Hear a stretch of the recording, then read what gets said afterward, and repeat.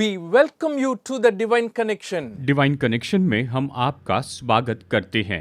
Now, in this program, we emphasize that the Bible is the true Word of God. इस programme में हम इस बात पर जोर देते हैं कि बाइबल परमेश्वर का सच्चा वचन है And it is revealed God's will to mankind. और इसमें मनुष्य जाति के लिए परमेश्वर की इच्छा प्रकट की गई है। And when you read it, when you love it, you become connected with God. जब आप इसे पढ़ते हैं, इसे पसंद करते हैं, तो आप परमेश्वर के साथ में संपर्क में जुड़ जाते हैं And that connection enables a person to live better. और ये जो संपर्क है ये उस मनुष्य को बेहतर जीवन जीने के लिए योग्य बनाता है। Apart from reading the Bible, you can also pray to God every day. Bible पढ़ने के साथ साथ आप प्रतिदिन परमेश्वर से प्रार्थना कर सकते हैं। And a lot of you are placing prayer requests on the phone. आप में से बहुत से लोग फोन पर हमें अपने प्रार्थना निवेदन भेज रहे हैं। However, I would encourage that you pray to God. कुछ भी हो, मैं इस बात के लिए आपको प्रोत्साहित करता हूँ कि आप खुद परमेश्वर से प्रार्थना कीजिए And God hears your prayer. और परमेश्वर आपकी प्रार्थनाओं को सुनते हैं। That's why, we can get connected to Him even through prayer. और इसीलिए हम प्रार्थना के द्वारा भी उसके साथ में जुड़ सकते हैं। Faith is an indispensable element in establishing the connection with God. परमेश्वर के साथ में संपर्क स्थापित करने के लिए विश्वास अटल ऐसा घटक होता है। The moment you believe in God, you come closer to Him, and God also comes closer to those people who seek Him with all of their hearts. जिस पल आप परमेश्वर पर विश्वास करते हैं तो आप परमेश्वर के करीब आते हैं और परमेश्वर भी उन लोगों के करीब आते हैं जो अपने पूरे हृदय से परमेश्वर को खोजते हैं। By the by, have you heard of this word repentance? खैर, मैं आपसे ये पूछना चाहता हूँ कि क्या आपने पश्चाताप या मन फिराव शब्द कभी सुना है? Perhaps it's a common term to some of you who are Christians already. शायद आप लोग जो मसीह हैं, आपके लिए तो ये शब्द बहुत ही परिचित सा होगा। But for many others, they may not have heard that word. लेकिन शायद बहुत से लोगों ने ये शब्द पहले कभी नहीं सुना। Bible emphasizes that word so very often. Bible अक्सर इस शब्द के ऊपर बहुत ज्यादा जोर देती है। If you ask me what is repentance, अगर आप मुझसे ये पूछे कि पश्चाताप क्या है, it is changing your ways, or it is making a U-turn to come back to God. ये तो अपना मार्ग बदलना है या यू टर्न लेके परमेश्वर के पास में वापस आना है। And it is very often connected to a religious experience. और अक्सर ये जो है ये तो धार्मिक अनुभव के साथ में जुड़ा होता है, ये धार्मिक अनुभव से मिला होता है। After realizing your mistake, you are doing the right thing. You are turning back to do what is right, and that is what we call as repentance. गलती करने के बाद आप उससे फिर जाते हैं और आप सही काम करने की इच्छा रखते हैं, इसे ही पश्चाताप कहते हैं। The people of Israel many a times felt that they have gone away from God, or they did not do His will. बहुत सी बार इस्राएली लोगों ने इस तरह से महसूस किया कि उन्होंने परमेश्वर की इच्छा पूरी नहीं की, वो परमेश्वर से दूर चले गए। It is interesting to note that when the New Testament church began, the very first day, the day of Pentecost, in Peter's preaching, he was trying to speak to the people of Israel, saying that it is you who have crucified Jesus Christ. ये दिलचस्प बात है कि Pentecost के दिन जब पतरस ने पहली बार वहां पर प्रचार किया था, संदेश दिया था, तो उसने इस बात पर जोर दिया कि ये तो तुम ही हो जिसने यीशु मसीह को क्रूस पर चढ़ाया है। And when he said that, Bible says very clearly that those people were pricked in their hearts, and they asked Peter a question back. और जब पतरस ने उनसे ये कहा तो उनके हृदय छेद दिए गए और उन्होंने पतरस से वहां पर ये सवाल पूछा। They said, "What shall we do?" उन्होंने कहा कि अब हम क्या करें? And to that Peter answers in Acts chapter 2 verse 38. Let me just read that for you. Peter replied, "Repent and be baptized every one of you in the name of Jesus Christ for the forgiveness of sins, and you will receive the gift of the Holy Spirit. इसका उत्तर देते हुए पतरस ने प्रेरितों के काम 2:38 में उनसे कहा, पतरस ने उनसे कहा, मन फिराओ और तुम में से हर एक अपने अपने पापों की क्षमा के लिए यीशु मसीह के नाम से बपतिस्मा ले तो तुम पवित्र आत्मा का दान पाओगे। इस तरह उसने कहा। So repentance is called for from the people of Israel by Apostle Peter in this passage. इस वचन भाग में प्रेरित पतरस इस्राएली लोगों से मन फिराने के लिए कहता है। They have to accept that what they have done is wrong. उन्हें स्वीकार करना था कि जो कुछ उन्होंने किया वो गलत है। Not believing in Jesus as God's Son is wrong. यीशु परमेश्वर के पुत्र हैं, इस बात पर उन्होंने विश्वास नहीं किया, यही तो गलत था। Crucifying the Son of God is wrong. परमेश्वर के पुत्र को क्रूस पे चढ़ाया, ये गलत था। Joining with the Pharisees and the Sadducees and all those teachers of the law and accusing Jesus of the things that he had not done was wrong. सदूकियों और फरीसियों और व्यवस्थापकों और शास्त्रियों से मिलकर जो यीशु ने नहीं किया था, उन बातों का दोष उसके ऊपर लगाया, ये गलत था। When Peter spoke about this, they were feeling sad for what they did. जब पतरस ने उन्हें इसके बारे में बताया तो जो कुछ भी उन्होंने किया उसके बारे में वो दुख महसूस करने लगे। And my dear friends, I don't know whether you have felt that way in your life, either in the past or in the near future.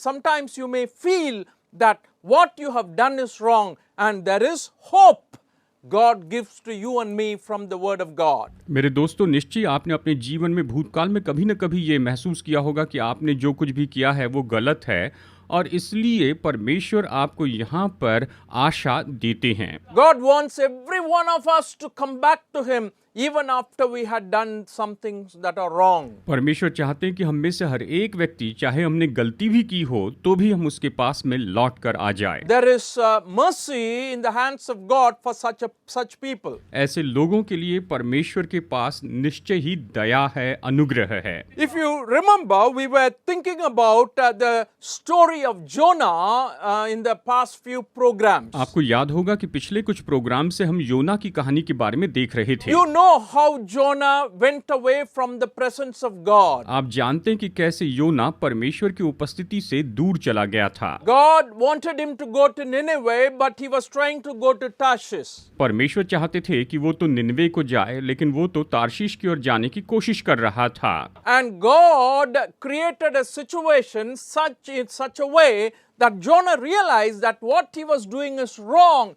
He repented when he was in the belly of the fish and confessed his sins to God. जब योना मछली के पेट में था तो उसने अपने पापों से पश्चाताप किया और अपने पापों का परमेश्वर के सामने अंगीकार किया। We saw it in the previous program. पिछले प्रोग्राम में हमने इसे देखा है। But when you come to the next chapter, third chapter, this chapter talks about repentance so very clearly from the Ninevites. लेकिन जब अगले अध्याय में हम आते हैं तो यह अध्याय निनवे लोगों के पश्चाताप के बारे में बहुत ही स्पष्ट बताता है। Jonah repented and started obeying God's voice, but when he went and preached to the city of Nineveh, to the people of Nineveh, those people repented and gave their lives to God. योना पश्चाताप करके परमेश्वर के पास आता है और उसने जाकर निनवे में प्रचार किया तो निनवे के लोगों ने पश्चाताप किया और अपना जीवन परमेश्वर को सौंप दिया। Let's read the third chapter from verses 1 to 4. चलिए अध्याय 3 में वचन 1 से 4 तक हम यहाँ पर पढ़ते हैं। Then the word of the Lord came to Jonah a second time, go to the great city of Nineveh and proclaim to it the message I give you. Jonah obeyed the word of the Lord and went to Nineveh. Now Nineveh was a very large city. It took 3 days to go through it. योना अध्याय 3 वचन 1 से 3 तक आइए यहाँ पर पढ़ते हैं। तब यहोवा का ये वचन दूसरी बार योना के पास पहुंचा, उठकर उस बड़े नगर निनवे को जा और जो बात मैं तुझसे कहूँगा उसका उसमें प्रचार कर। तब योना यहोवा के वचन के अनुसार निनवे को गया। निनवे एक बहुत बड़ा नगर था, वो 3 दिन की यात्रा का था।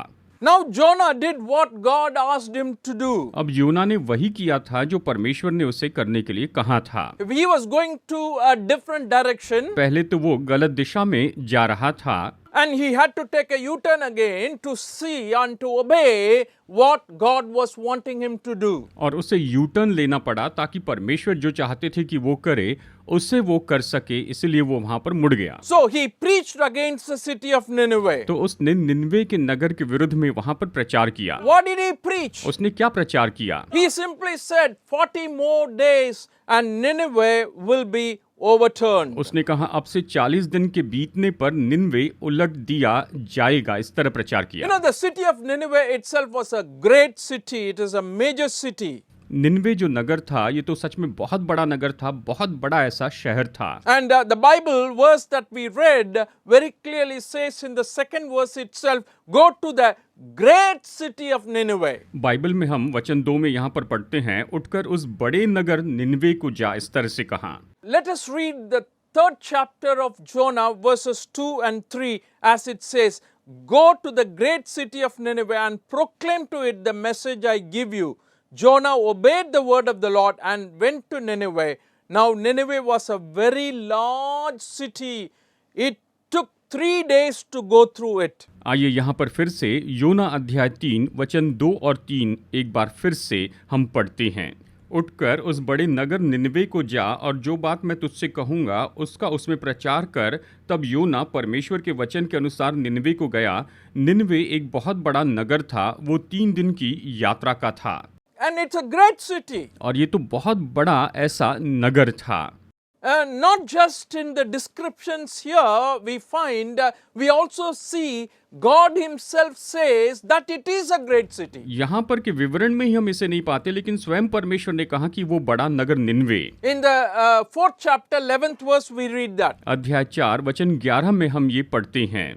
God says, and should I not have concern for that great city of Nineveh in which there are more than 120,000 people who cannot tell their right hand from their left and also many animals. फिर ये बड़ा नगर निनवे जिसमें 1,20,000 से अधिक मनुष्य हैं जो अपने दाहिने बाएं हाथ का भेद नहीं पहचानते और बहुत से घरेलू पशु भी उसमें रहते हैं, तो क्या मैं उस पर तरस न खाऊं? परमेश्वर ने कहा। My dear friends, Jonah proclaimed this message. You better turn to God. 40 more days. If you don't turn to God, your city will be overturned. योना ने प्रचार किया, अच्छा है कि तुम परमेश्वर के पास फिर जाओ, अगर नहीं फिरे हो तो 40 दिन के बाद में ये नगर उलट दिया जाएगा। It's a 3-day journey city. यानी ये नगर इतना बड़ा था कि इसमें 3 दिन चलने के लिए लग जाते थे। And I think Jonah moved around all 3 days and continued to proclaim these words. और मैं सोचता हूँ कि योना तीनों दिन इस तरह से चलते फिरते रहा और इन वचनों का प्रचार करते रहा। But because of his experience, I'm sure Jonah would have presented this very convincingly. और अपने अनुभव के कारण मैं तो निश्चित जानता हूँ कि योना ने इसे इस तरह से बताया कि लोग सहमत हो गए। Please repent. If you do not repent, God will do what he did to me. और उसने ये भी कहा होगा कि अगर तुम पश्चाताप नहीं करोगे तो परमेश्वर ने जो मेरे साथ किया वैसे ही तुम्हारे साथ भी करेंगे। I also tried to run away from God. मैंने भी परमेश्वर से भागने की कोशिश की। God brought me here. परमेश्वर मुझे यहाँ पर लेकर आए। And I was disobedient to God. मैं परमेश्वर की आज्ञा भंग कर रहा था। Now I have changed my mind. I have come back to God. लेकिन अब मैंने अपना मन बदल दिया, मैं परमेश्वर के पास लौट आया हूँ। Ninevites, please turn to God. Nineveh के लोगों, कृपया करके परमेश्वर के पास आओ, Please repent. पश्चाताप करो। I'm sure these are the words Jonah would have said, though very briefly his message, the preaching he did is written in the book of Jonah. और निश्चय ही योना ने इसी तरह से संक्षिप्त में संदेश दिया होगा जो कि योना की किताब में लिखा गया है। You know, we preach for 30 minutes, 40 minutes and 1 hour sometimes. हम देखिए 30 मिनट, 40 मिनट और कई बार 1 घंटा संदेश देते हैं, But his words are very clearly written. लेकिन उसके शब्द बहुत ही स्पष्ट रूप में लिखे गए हैं। 40 more days, Nineveh will be overturned. 40 दिन के बाद निनवे नगर उलट दिया जाएगा। Oh, what the people would have felt. तो लोगों ने क्या महसूस किया होगा? What would the king would have really felt. सच में राजा ने वहां पर क्या महसूस किया होगा? And we want to look at that. हम उसे देखना चाहते We हैं। want to study this repentance that took place in the city of Nineveh. Nineveh में जो पश्चाताप हुआ उसके बारे में हम अध्ययन करना चाहते हैं। It's interesting to note in the 3rd chapter that when Jonah proclaimed 40 more days Nineveh will be overturned. ये दिलचस्प है, जब योना ने इस तरह प्रचार किया कि 40 दिन के बाद निनवे नगर उलट दिया जाएगा, The reaction of the people and the acceptance of the king is wonderful and amazing, and we have to note that. लोगों ने जो प्रतिक्रिया की और राजा ने जो वहां पर व्यवहार दिखाया, ये बहुत ही दिलचस्प है, हमें इस पर गौर करना चाहिए। In the verses 5 to 9, we read like this. वचन 5 से 9 में हम इस तरह से पढ़ते हैं, The Ninevites believed God. Nineveh के लोगों ने परमेश्वर के ऊपर विश्वास किया। A fast was proclaimed, and all of them, from the greatest to the least, put on sackcloth. वहां पर उपवास की घोषणा की गई और सबसे बड़े से लेकर छोटा टाट ओढ़े बैठा। Isn't it interesting? और क्या ये बात सच में दिलचस्प नहीं है?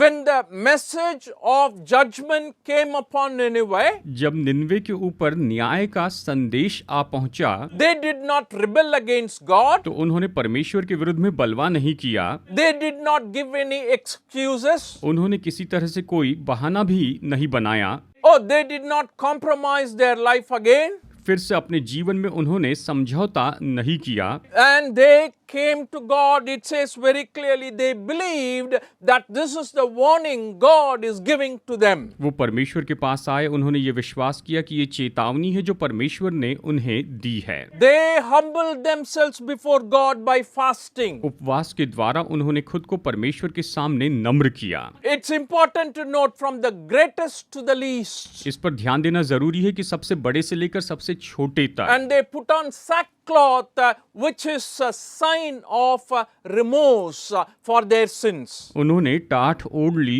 जो कि उनके पापों के लिए पश्चाताप को दर्शाता था। Yeah, also, as you continue, the repentance is observed further very, very clearly from the king. देखिए, यहाँ पर आगे देखें तो राजा जो है उसने भी इस पश्चाताप को सही तरीके से किया। In the 6th verse, we read like this: When Jonah's warning reached the king of Nineveh, he rose from his throne, took off his royal robes, covered himself with sackcloth, and sat down in the dust. वचन 6 में हम राजा की प्रतिक्रिया को देखते हैं। वचन 6, तब ये समाचार निनवे के राजा के कान में पहुंचा और उसने सिंहासन पर से उठ अपने राजकीय वस्त्र उतारकर टाट ओढ़ लिया और राख पर बैठ गया। And he alone did not do that. He sent a decree to all the people in Nineveh. उसने केवल अकेले ही ऐसे नहीं किया, लेकिन पूरे निनवे के लोगों के सामने उसने Dhindora पिटवाया। Do not let people, animals, herds or flocks taste anything. क्या मनुष्य, क्या गाय बैल, क्या भेड़ बकरी या अन्य पशु कोई कुछ भी न खाए, इस तरह से Dhindora पिटवाया। Do not let them eat or drink. वे न खाएं और न पिए, इस तरह से कहा। Let all of them be covered with sackcloth. और सब जो है वो तो टाट ओढ़े हुए रहे। Let us call urgently to God. और आओ इस समय परमेश्वर को हम दोहाई दे। It's interesting. He's saying, call all the animals to fast. ये दिलचस्प बात है कि राजा ये कह रहा है कि सभी पशुओं को भी उपवास के लिए तुम बुलाओ। And this is the place we find that they even made the animals fast and submitted themselves to God completely. यहाँ पर हम देखते हैं कि उन्होंने पशुओं को भी उपवास करने लगाया और पूरी रीति से वो परमेश्वर के अधीन हो गए। And my dear friends, when we come to God in such humility and surrender, God definitely looks upon us with favor and mercy. मेरे प्यारे दोस्तों, जब हम इस तरह से पूरी अधीनता से परमेश्वर के सामने आते हैं तो परमेश्वर हम पर कृपा करते हैं, हम पर दया करते हैं। And that's what God did. परमेश्वर ने यही तो किया। And he says very clearly in the 9th verse, who knows, God may yet relent and with compassion turn from his fierce anger so that we will not perish. वचन 9 में ये कहता है, संभव है परमेश्वर दया करे और अपनी इच्छा बदल दे और उसका भड़का हुआ कोप शांत हो जाए और हम नष्ट होने से बच जाएं।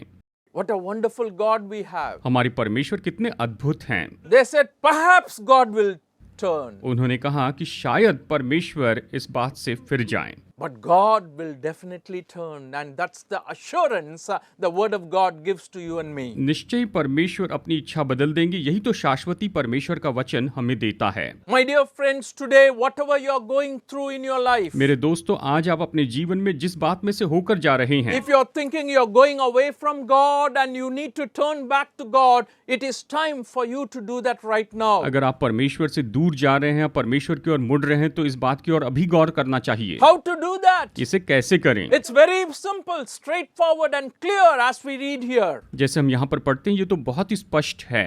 The first thing is, Ninevites believed God. सबसे पहली बात यही है कि निनवे के लोगों ने परमेश्वर पर विश्वास किया, And that's the foundational step, first step that you and I need to take. और यही तो बुनियादी कदम है। पहला कदम हमें यही तो उठाना चाहिए। Believe God. प्रभु पर विश्वास करें। It means that the one whom God sent is the true one and the message is true. It is from God. इसका मतलब यह है कि जिसे परमेश्वर ने भेजा वो तो सच्चा है, और ये जो संदेश है ये परमेश्वर से ही है। Calling on God is very, very important. परमेश्वर को पुकारना बहुत ही महत्वपूर्ण है। Another interesting term we have to note there is the king of Nineveh asked them to repent from their evil ways. एक और बात, वहां पर निनवे के राजा ने उन्हें अपने कुकर्म से पश्चाताप करने के लिए कहा। Repent from your violence. अपनी हिंसा से तुम पश्चाताप करो, And definitely this God will have mercy on us. और निश्चय ही परमेश्वर हमारे ऊपर दया करेंगे। My dear friends, the sacrifices God desires is a broken heart and a contrite spirit. प्यारे दोस्तों, परमेश्वर टूटा हुआ हृदय और खेदित आत्मा चाहते हैं। वो बस यही बलिदान चाहते हैं। And today, if you're sitting wherever you are watching this program from, if you have a heart that is broken, a spirit that is contrite, and God is watching you, God is close to you, and He is ready and willing to show His mercy and grace upon you. आज आप चाहे जहां से भी हमें देख रहे हैं, निश्चय परमेश्वर आपको देख रहे हैं और वो आप पर अपनी दया और अनुग्रह दिखाने की इच्छा रखते हैं। In the book of 2 Corinthians chapter 7 verse 10 we read like this. दूसरा कुरिन्थियों अध्याय 7 वचन 10 में हम इस तरह से पढ़ते हैं। Godly sorrow brings repentance that leads to salvation and leaves no regret, but worldly sorrow brings death. क्योंकि परमेश्वर भक्ति का शोक ऐसा पश्चाताप उत्पन्न करता है जिसका परिणाम उद्धार है, और फिर उससे पछताना नहीं पड़ता, परंतु सांसारिक शोक मृत्यु उत्पन्न करता है। इस तरह से वचन बताता है। So we are talking here about the sorrow we have to have for our sins. यहाँ पर हम उस शोक के बारे में कह रहे हैं जो कि हमारे पापों के लिए हमें प्रकट करना है, And it's godly sorrow. और ये तो भक्तिपूर्ण ऐसा शोक है। Why do we say it's godly sorrow? It's because that is what God desires from people. हम क्यों इसे भक्तिपूर्ण शोक कहते हैं? क्योंकि परमेश्वर अपने लोगों से यही तो चाहते हैं, And God wants a change in heart, और परमेश्वर दिल में बदलाव चाहते हैं। a change in your walk with God. परमेश्वर के साथ के आपके चलने में बदलाव चाहते हैं। What are we supposed to do? हमें क्या करना चाहिए? Amos chapter 5 verse 15 says, hate evil, love good, maintain justice in the courts. Perhaps the Lord Almighty will have mercy on the remnant of Joseph. आमोस 5:15 इस तरह से कहता है, बुराई से बैर और भलाई से प्रीति रखो और फाटक में न्याय को स्थिर करो। क्या जाने सेनाओं का परमेश्वर यहोवा यूसुफ के बचे हुओं पर अनुग्रह करे। This God is ready and willing to be merciful and come down to help us, to have compassion on us. ये परमेश्वर तैयार है कि हम पर दया करे, नीचे आए और हमारी मदद करे और हम पर वो करुणा करें। This mercy is available to all those who repent. जो पश्चाताप करते हैं उन सभी के लिए ये दया अभी इस समय उपलब्ध है। In the 3rd chapter, 10th verse, we read this. अध्याय 3 वचन 10 में इस तरह से हम पढ़ते हैं, When God saw such a great repentance, जब परमेश्वर ने ऐसे महान पश्चाताप को देखा, the reverence rendered unto the holy God. यानी उन्होंने परमेश्वर, पवित्र परमेश्वर का कितना आदर किया। When God saw what they did and how they turned from their evil ways, He relented and did not bring on them the destruction He had threatened. योना अध्याय 3 वचन 10 आइए यहाँ पर पढ़ते हैं। जब परमेश्वर ने उनके कामों को देखा कि वे कुकर्म से फिर रहे हैं, तब परमेश्वर ने अपनी इच्छा बदल दी और उनकी जो हानि करने की ठानी थी उसको न किया। My dear friends, as I told you before, like how he gave another chance to Jonah, the same way he gives another chance to the people of Nineveh. देखिए, जैसे मैंने आपको बताया कि परमेश्वर ने योना को दूसरा मौका दिया, बिल्कुल उसी तरह से परमेश्वर ने निनवे के लोगों को भी दूसरा मौका दिया। And he is giving a chance to all of you and me today so that we can come back to him, turn to him, and we can repent. और वो आज आपको और मुझे भी ऐसा ही दूसरा मौका देते हैं ताकि हम उसके पास में वापस आएं और पश्चाताप कर सकें। And it's important to note in the parable we read in the Gospel of Luke chapter 13 verses 6 to 9. लूका अध्याय 13 वचन 6 से 9 में जो दृष्टांत हम पढ़ते हैं उसमें ये दिलचस्प बात है। Then he told this parable, a man had a fig tree growing in his vineyard and he went to look for fruit on it but did not find any. So he said to the man who took care of the vineyard, for 3 years now I've been coming to look for fruit on this fig tree and haven't found any. Cut it down. Why should it use up the soil? Sir, the man replied, leave it alone for 1 more year. I'll dig around it and fertilize it. If it bears fruit next year, fine. If not, then cut it down. लूका 13 6 से 9 तक आइए पढ़ते हैं। फिर उसने ये दृष्टांत भी कहा, किसी की अंगूर की बारी में एक अंजीर का पेड़ लगा हुआ था। वो उसमें फल ढूंढने आया परंतु न पाया। तब उसने बारी के रखवाले से कहा, देख 3 वर्ष से मैं इस अंजीर के पेड़ में फल ढूंढने आता हूँ परंतु नहीं पाता। इसे काट डाल कि ये भूमि को भी क्यों रोके रहे। उसने उसको उत्तर दिया, हे स्वामी, इसे इस वर्ष और रहने दे और मैं इसके चारों ओर खोद कर खाद डालूं।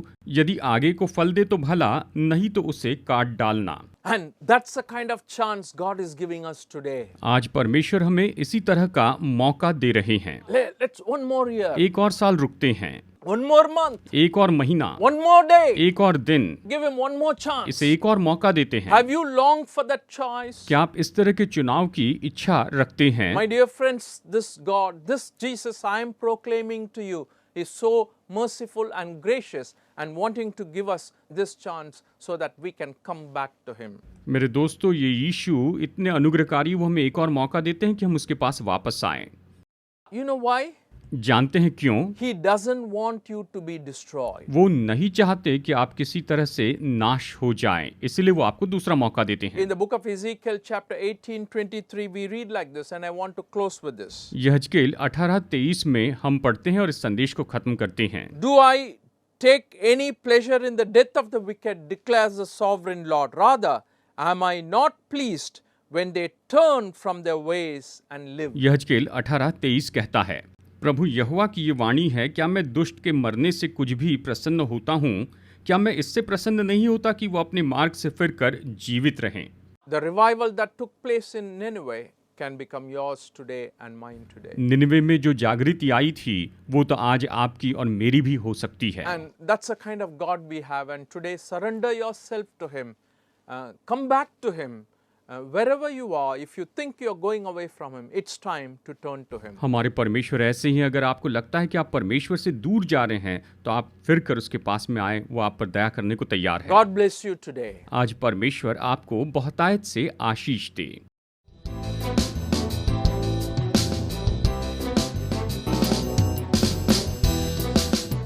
Study the Word of God in a private and personal way through our online study website. Contact number